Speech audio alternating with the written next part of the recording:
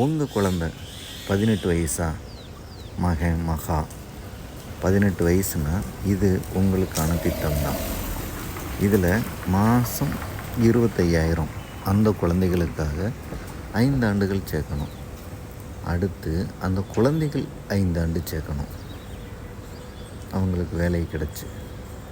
அப்புறம் அந்த குழந்தை கல்யாணம் முடிஞ்சு அவங்க 2 பேரும் சேர்ந்து மறுபடியும் ஒரு 5 வருஷத்துக்கு சேர்க்கணும். ஆக மொத்தம் 15 ஆண்டுகள் அவங்க சேர்க்கும்போது 20வது ஆண்டில் அது மிகப்பெரிய தொகையாக அவங்களுக்கு வழங்கி இருக்கும்.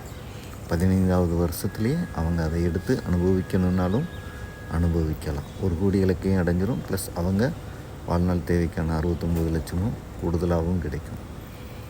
இந்த திட்டங்களை பற்றி மேலும் விவரங்களுக்கு தொடர்பு கொள்ளவும்.